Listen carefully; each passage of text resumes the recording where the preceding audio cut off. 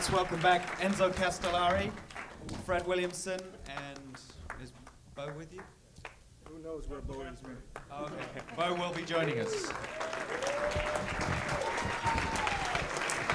I like almost all the action.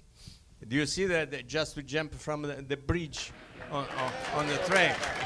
Why don't you talk about that, Fred?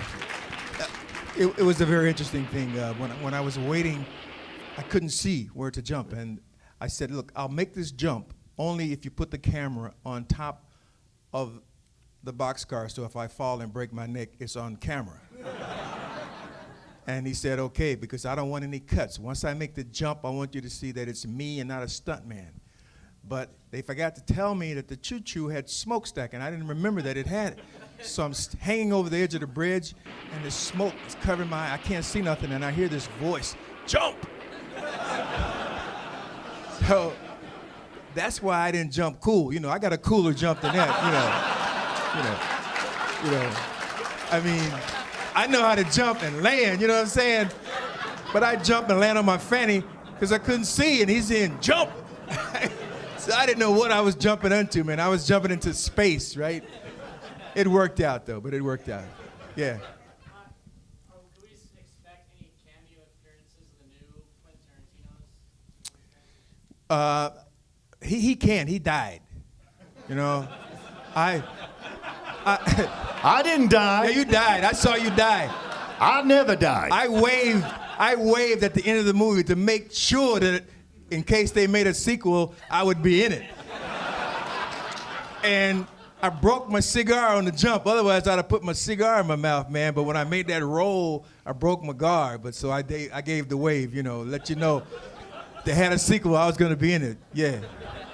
Was there a community of filmmakers, all you guys who were making movies in the 60s and 70s in Italy? Was there a camaraderie? At that time, it was important to have a producer.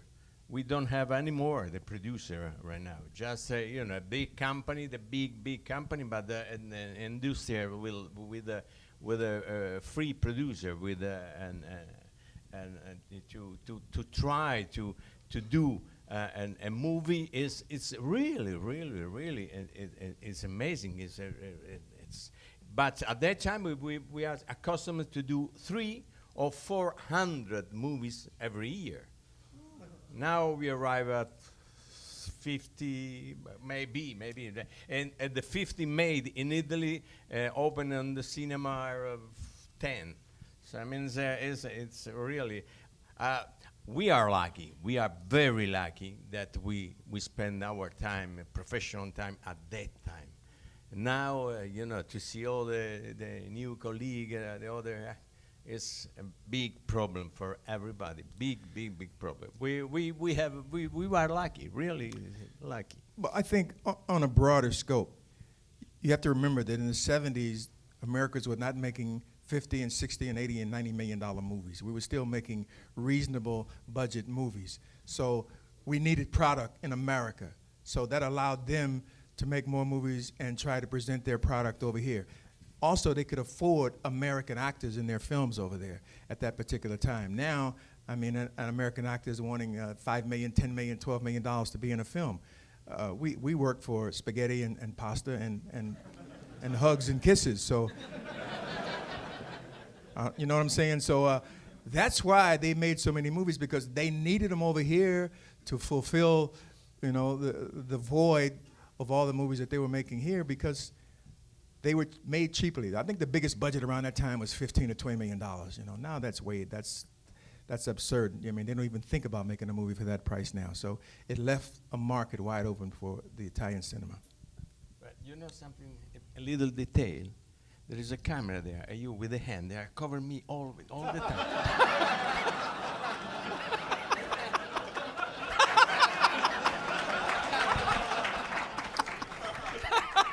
He's always working. He's always working. Va bene. Va bene. David, when are you going to bring out Great White? I saw that in the theater, and With Great White, we actually looked into buying the rights, and we were going to play it as the second half of the double bill tonight. But the second Universal got wind that we were even thinking of doing a screening here with Enzo in attendance, they immediately shut it down. So that injunction that was basically brought upon Great White back in 1982, still stands, and so there's no way that we're going to release the DVD. It will never, no, it'll never go away. It's only for the United States, so there are DVDs in, I think there's a DVD out in Denmark or Germany or something like that, but for the United States, they're definitely looking out for it, which is a shame. My movie put in panic the Universal, really, because, yeah, it's true. The opening just in Los Angeles, just only in Los Angeles, they get at the first weekend $2,200,000, just one weekend. So it was amazing. It was a big, big, unbelievable success. For that, the Universal they was preparing Jaws 3, but so they stopped the movie in a month. It was $15 million, but what's given to me, I'm very proud of one thing, that the Jaws 3, the Universal copied 3 sequences of my movie. Yeah.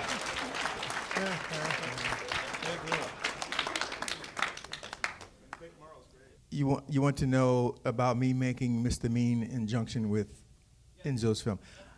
I'm not sure I want to talk about that because he didn't know I was doing that.